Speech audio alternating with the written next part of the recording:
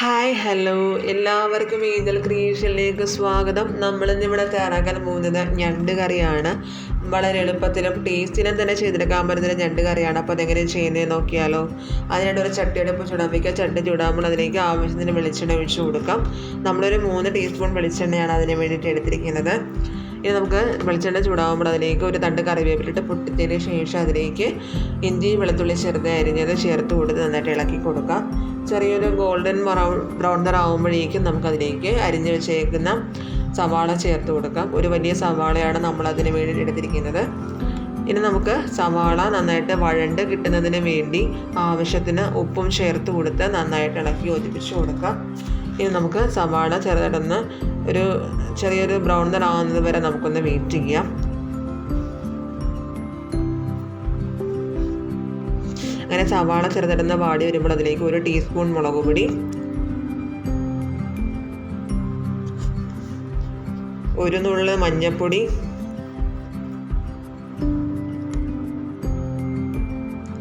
1 teaspoon മല്ലിപ്പൊടി, 1/2 teaspoon മസാലപ്പൊടി എന്നിവ ചേർത്ത് നന്നായി ഇളക്കി മസാലയുടെ പച്ചമണം മാറുന്നത് വരെ നമുക്കൊന്ന് വഴറ്റി കൊടുക്കാം.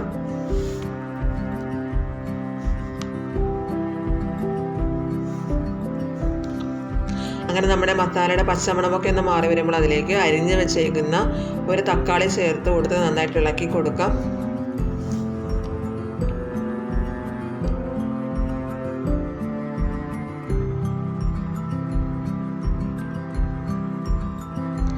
അങ്ങനെ നമ്മുടെ തക്കാളി ചെറുതായിട്ട് വാടി വരുമ്പോൾ നമുക്കതിലേക്ക് എടുത്ത് വെച്ചേക്കുന്ന ഞണ്ട് ചേർത്ത് കൊടുക്കാം. നമ്മൾ 1/2 കിലോ ഞണ്ടാണ് ഇതിന് വേണ്ടിയിട്ട് എടുത്തിരിക്കുന്നത്. നല്ലതുപോലെ ചേർത്ത് കൊടുത്ത് നല്ലതുപോലെ ഒന്ന് ഇളക്കി മസാലയൊക്കെ നല്ലതുപോലെ ഒന്ന് പിടിപ്പിച്ചെടുക്കാം.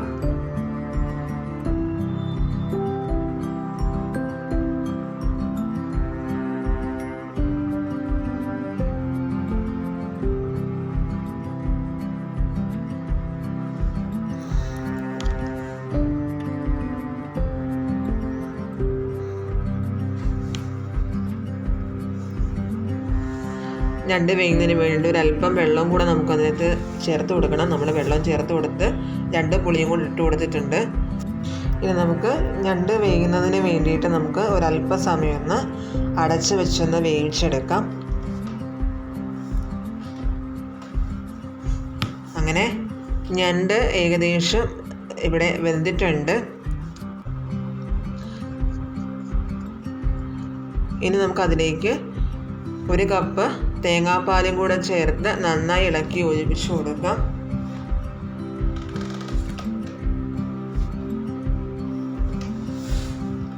അങ്ങനെ നമ്മുടെ ഞണ്ട് കറി ഇവിടെ തയ്യാറായിട്ടുണ്ട്.